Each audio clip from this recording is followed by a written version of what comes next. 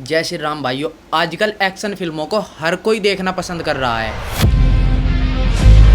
अगर आप top 50 highest collection करने वाली इंडियन मूवी की लिस्ट देखोगे तो उसमें ज्यादा एक्शन मूवी ही होंगी। पठान, जवान, पुष्पा, आरआर, केजीएफ, बाहुबली, काल्की, टॉप 10 में से 7 फिल्में तो एक्शन फिल्म ही है। लैंग्वेज हिंदी, इंग्लिश, तमिल, तेलुगु ही क्यों ना हो, हॉलीवुड में भी यही पैटर्न देखने को मिलता है। टॉप लिस्ट में मौजूद है अवतार, स्टार वार, एवेंजर, स्पाइडरमैन, जुरासिक वर्ल्ड,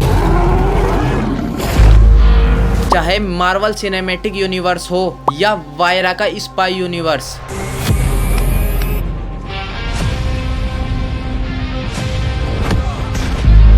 इनके बॉक्स ऑफिस सक्सेस की वजह से ही इनके सीक्वल्स की एक बहुत लंबी लाइन लग गई। हर सिनेमा घर में रिलीज होने वाली कितने ही फिल्में एक्शन फिल्में होती है।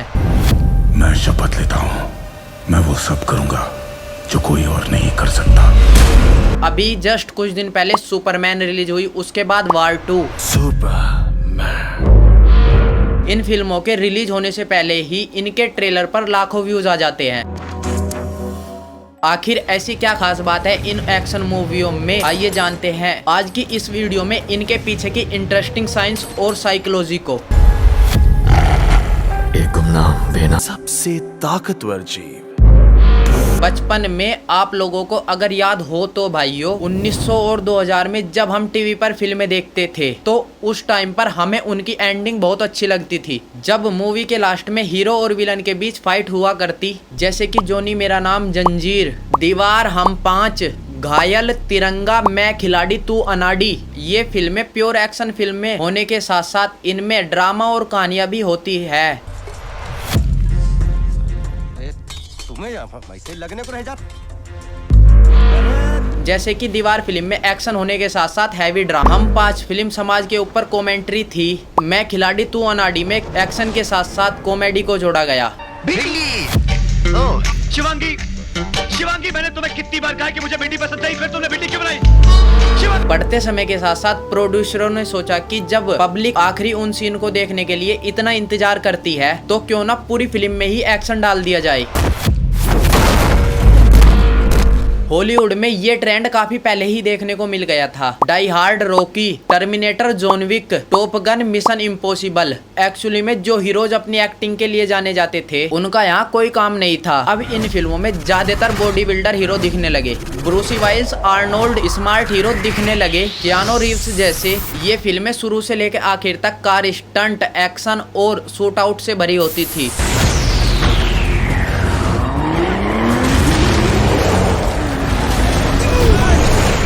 यहाँ एक स्ट्रीम बनी मार्शल आर्ट वाली एक्शन फिल्मों की, जैसे ब्रूस ली की Enter the Dragon, Fist of Fury, या फिर हांगकांग स्टार जैकी चैन की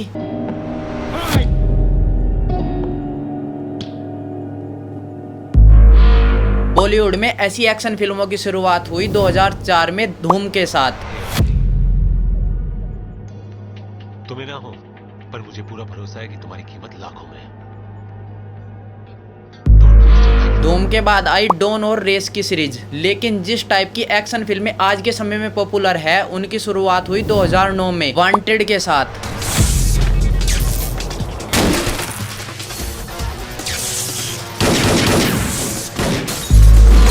ये वही फिल्म थी जिसने सलमान खान के करियर की सेकंड इनिंग भी शुरू की। जरूरत है क्या?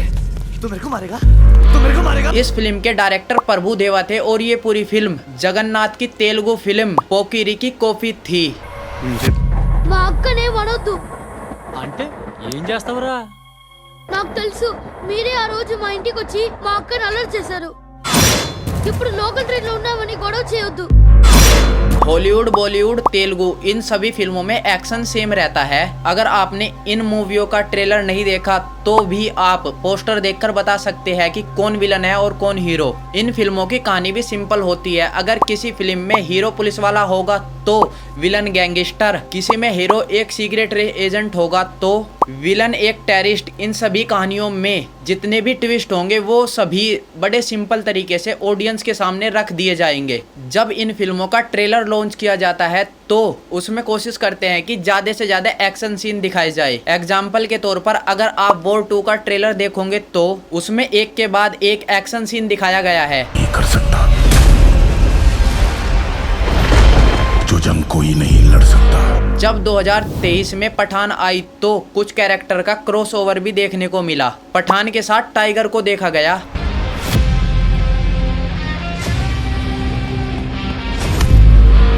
और इसी तरीके से बन गया YRF spy universe. Spy universe ने अपनी शुरुआत फिल्मों से करी और इनकी सारी फिल्मों ने 3000 करोड़ से ज्यादा रुपए कमाए अब तक। आमतौर पर इन एक्शन फिल्मों में विलन की बहुत बड़ी इंपॉर्टेंस रहती है, चाहे एवेंजर में थॉमस हो या पठान फिल्म में जिम, जिसका रोल प्ले किया है जॉन इब्राहिम ने।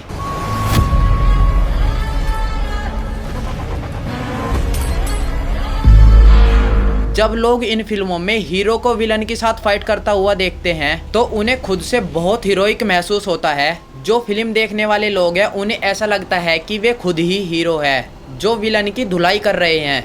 दरअसल बात ये है भाइयों, हमारे दिमाग में एक तरीके के न्यूरॉन्स होते हैं जिन्हें मिरर न्यूरॉन्स कहा जाता है। इन न्यूरॉन्स की वजह से हम दूसरे के एक्शन और बिहेवियर को ऑब्जर्व करते हैं, समझते हैं और नकल करते हैं। अगर देखा जाए तो ये हमारी लर्निंग में काम आते हैं। साइंटिस्टों द्वारा की गई न्यूरो इमेजिंग स्टडी में बताया गया है कि अगर हम किसी को भागते हुए देखें या खुद से भागते हैं तो दोनों ही केस में हमारे ब्रेन में सेम जगह पर एक्टिविटी देखने को मिलती है। अगर हम किसी भी बिहेवियर को ऑब्जर्व करें या बाद में उसे रियलाइज करें, दोनों ही केस में मिरर न्यूरॉन्स एक्टिव हो जाते हैं। इसी से ही मिलता हुआ एक बड़ा इंटरेस्टिंग साइंस एक्सपेरिमेंट है फेक रबर हैंड एक्सपेरिमेंट, जिसमें एक रबर का हाथ हमारे असली हाथ की जगह पर रखा जाता है और असली हाथ एक कार्डबोर्ड के पीछे छुपा दिया जाए तो थोड़ी देर बाद हमें वो सब महसूस होने लगता है जो एक रबर वाले हाथ के साथ किया जाता है। Oh, weird. Oh. See what happens if you hold her hand. Oh, it's happening. Oh, हमारा ब्रेन एक एक्स्ट्रा पार्ट को अपनी बॉडी का हिस्सा मानने लगता है। कुछ ऐसा ही भाइयों, जब हम मूवी में देखते हैं तो हम उससे रिलेट और उसके एक्शन को अपने दिमाग में सिमुलेट करते हैं। इसी वजह से एक्शन फिल्में देखते हुए बॉडी में एक जुनून सा पैदा होता है। वहीं पर किसी एक महान मूवी की खासियत ये होती है कि आप पॉपकॉर्न खाना ही भूल जाएंगे। दूसरी तरफ एक्शन फिल्मों को पॉपकॉर्न फ्लिक भी कहा जाता है। ये बात रिसर्च से भी सामने आई है। कॉर्नेल यूनिवर्सिटी की 2014 study Jama internal medicine journal में पब्लिश हुई थी। रिसर्चर्स ने 94 स्टूडेंट को खाना दिया। इन सब्जेक्ट को 2005 की एक्शन मूवी द आइसलैंड दिखाई गई और ऐसा शो दिखाया जिसमें 1-to-1 इंटरव्यू था। Tuesday night is tofu night, and I'm asking myself, who decided that everyone here likes tofu? Study में ये सामने आया कि पॉडकास्ट देखते हुए जितना खाना इन्होंने खाया उसके मुकाबले एक्शन फिल्म देखते हुए डबल खाना खाया। लगभग 65% कैलोरीज अधिक। एक्शन फिल्म को देखने वाली ऑडियंस का खुद भी ये कहना है कि हमें कुछ ज्यादा इमोशनल नहीं देखना, कुछ ज्यादा हैवी नहीं देखना। पिछले साल अगस्त में की गई एक रिसर्च से खुद रिसर्चर्स हैरान हैं। ये रिसर्च मार्टिन लूथर यूनिवर्सिटी में की गई और इसे पब्लिश किया गया frontiers in behaviour neuroscience journal में। इस रिसर्च में 257 लोगों की ब्रेन एक्टिविटी को एनालाइज किया गया। ज्यादातर दिमाग के दो हिस्सों पर फोकस किया गया, एमिगडाला और न्यूक्लियस एक्यूम्बेंस। एमिगडाला में हमारे वाइटल इमोशंस की प्रोसेसिंग होती है, खासकर फियर, एंजाइटी और अग्रेशन। किसी सीन में ऑब्जेक्ट को देखते हुए जो फाइट और फ्लाइट का रिस्पॉन्स जनरेट होता है, यानी आपने कोई डरावनी चीज देखी और आपके अंदर जो फीलिंग है, लड़ना है या इससे भागना है, ये रिस्पॉन्स भी दिमाग के एमिगडाला के हिस्से में ही होता है। हम दुनिया से जब इंटरेक्ट करते हैं और हमारे ब्रेन द्वारा उस इंफॉर्मेशन को इंटरप्रेट किया जाता है, इसे सोशल कॉग्निशन कहा जाता है। इस तरह की इमोशन मेमोरी बनाना ये काम भी अमिगडाला का ही होता है। न्यूक्लियस एक्यूम्बेंस को दिमाग का रिवर्ड सेंटर कहा जाता है। रिसर्चर्स ने देखा कि जब ऑडियंस एक्शन फिल्म देख रही होती है तो इन दोनों ब्रेन एरिया में सबसे ज्यादा एक्टिविटी देखने को मिलती है, सबसे मजबूत रिएक्शन देखने को मिलते हैं। रिसर्चर एस्थर जोएकी ने कहा कि ये रिजल्ट काफी हैरान करने वाले हैं। हमने एक्शन फिल्मों से इतना स्ट्रॉन्ग इमोशनल रिएक्शन एक्सपेक्ट नहीं किया था। कॉमेडी मूवी देखने वाली ऑडियंस के ब्रेन में भी सिमिलर एक्टिविटी देखने को मिली, लेकिन दूसरी साइड जो लोग क्राइम मूवी या थ्रिलर मूवी देखते हैं उनके इन ब्रेन एरिया में कम एक्टिविटी देखने को मिली। ये सुनने में अजीब लगेगा लेकिन सच है। लेकिन प्रॉब्लम तब आती है जब वायलेंस रो और सेंसलेस मूवी बनाई जाए जिसमें ऑडियंस को एक सैडिस्टिक डे लाइट देने की कोशिश की जा रही हो, जानबूझकर एक ऐसा खून खराबा दिखाया जा रहा हो जिसे एक आम इंसान देखे तो उसे बुरा फील हो कि ये क्या दिखा दिया। ऐसी मूवी में ही अक्सर क्राइम को ग्लोरीफाई भी किया जाता है। ऐसी फिल्में सही में समाज के लिए कैंसर होती है और दुनिया भर के साइकोलॉजिस्ट का भी यही मानना है कि ऐसी रेग्रेसिव फिल्मों का